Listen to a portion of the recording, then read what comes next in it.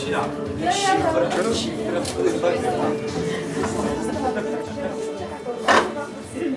Tak. Počkej, Martin, já jsem si řekl zvonění. Mějte si zvonění. Co máte zvoněnou?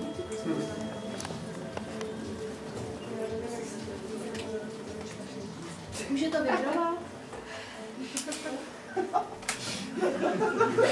Ty si je přece mě nejde na vibraci. Je to takové neformální, nekomfortní.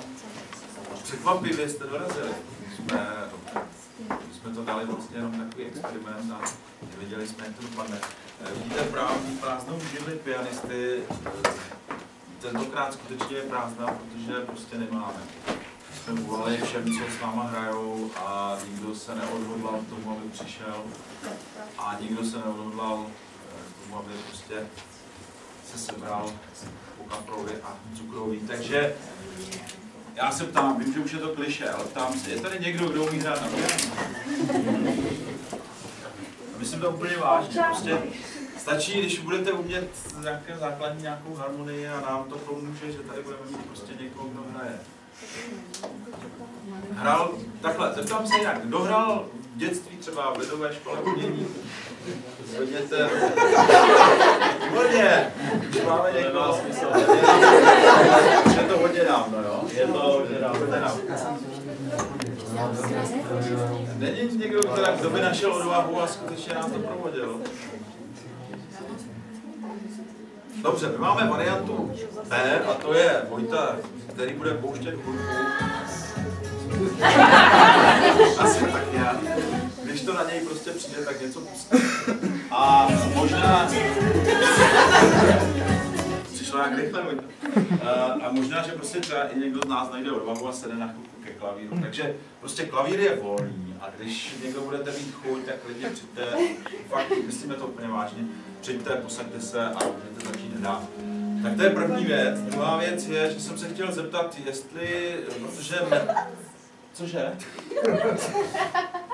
Metro, pokud vím, jezdí do půlnoci, nebo tak, teda do jedný, nějak ještě něco lehce přes jednu je. Jestli je někdo, kdo jako chcete utíkat na metro, aby jsme třeba skončili prostě tak, že to stihnete. Ale nevím, jestli se to odsud dá, než skončíme třeba v jednu, to si myslím, že ne, to asi nedojde. Já tím naznačuju, že předpokládaný konec bude kolem jedné a když by někdo věděl, že chce doběhnout metro, tak to prostě doběhněte. Takže klidně se můžete sebrat a doběhnout. Tak to je asi všechno, co jsme chtěli na úvod. A jinak my jsme si říkali, že dneska uděláme víc takové pomalejší formy, to znamená, nebude to jo, jak hráváme prostě třeba v Austrii, jakože do toho šlapeme, spíš chceme tak jako uvolněně, vánočně. A na začátku si dáme si nějakou rozcvičku. A máme jeden speciální experiment. My jsme tady hrávali léta prskavku a ta se hrála vždycky na 30 vteřin. Prskavka je improvizace pro ty, kteří třeba nikdy neviděli, která trvá 30 vteřin a je tady jeden herec, který se prostě otočí, vy mu zadáte slovo a on musí improvizovat. A my jsme se rozhodli, že to fakt změříme, jestli teda ta prskavka hoří skutečně 30 vteřin, takže tady bude prostě prskavka a on musí hrát. Tak uvidíme, jestli to dobře dopadne. Se nebudeme hasit. Tak to je všechno. Tak já pozvu hráče, takže Pája!